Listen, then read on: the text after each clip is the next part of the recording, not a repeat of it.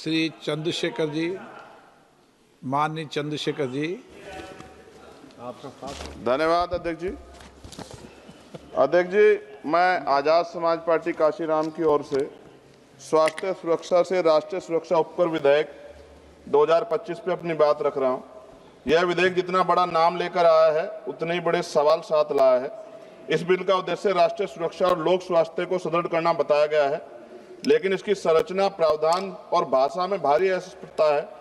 अतिशक्तियां और राजस्व वसूली की प्रवृत्ति स्पष्ट रूप से दिखाई देती है। विधेयक का उद्देश्य स्पष्ट नहीं है, नाम बड़ा और दिशा धुंधली। सरकार कहती है कि उपकर राष्ट्रीय सुरक्षा और लोक स्वास्थ्य पर व्यय को पूरा करेगा, लेकिन कौन सी राष्ट्रीय सुरक्षा परियोजना, कौन सा स्वास्थ्य कार्यक्रम, कितना फंड किस योजना को मिलेगा, किस मंत्रालय को कितना आवंटन होगा, विधेयक में एक भी ठोस उल्लेख नहीं। इससे यह उपकर विषय वस्तु के बिना नाम मात्र का कर बनकर रह जाता है। अध्यक्ष जी, विधेयक स्पष्ट कहता है कि उपकर का पैसा कंसोलिडेटेड फंड और ऑफ इंडिया में जमा होगा। इसका अर्थ है पैसा किसी भी सामान्य सरकारी खर्च में मोड़ा जा सकता है। ना संसद में स्पष्ट हिसाब मिलेगा, ना जनता को पता चलेगा कि स्वास्थ्य या सुरक्षा में कितना पैसा लगा है। यदि पैसा कहीं भी जा सकता है तो इस उपकर का नाम स्वास्थ्य सुरक्षा क्यों? उत्पादन आधारित उपकर उद्योग पर भारी प्रहार।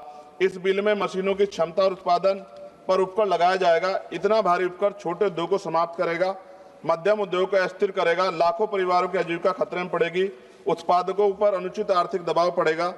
क्या सरकार उत्पादन और उद्यमियों को दंडित करना चाहती है बिल लाकर?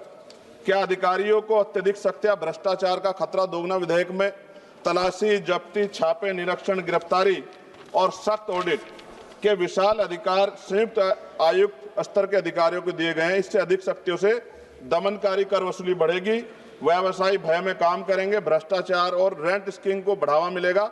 इतिहास गवाह कभी अत्यधिक दमन से न अनुपालन बढ़ता, न राजस्व। अवैध छुपा हुआ भूमिगत उत्पादन बढ़ेगा।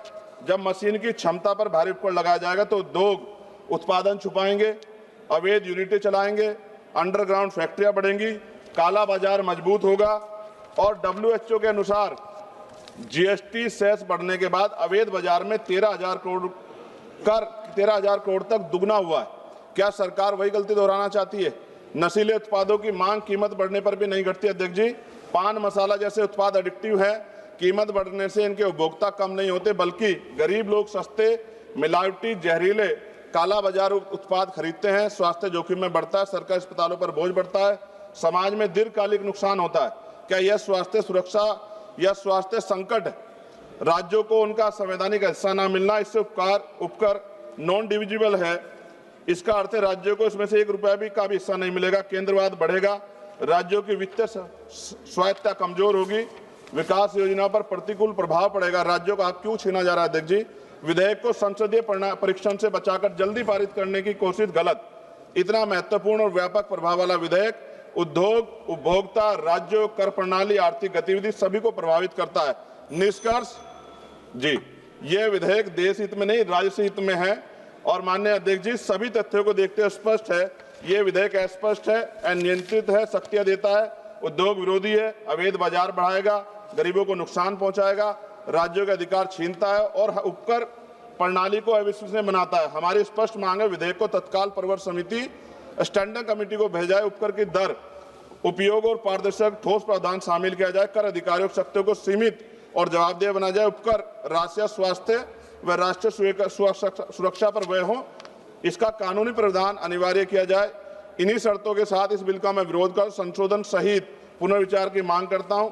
अध्यक्ष जी, अंत में इस बिल को पढ़कर मुझे ऐसा लग रहा है कि देश की सुरक्षा में अब अत्याधुनिक हथियारों की नहीं, पान मसालों की ज्यादा जरूरत है। और हर चौराहे पे खड़े होने वाला व्यक्ति कहेगा कि देश की सुरक्षा में सबसे बड़ा योगदान उसका है।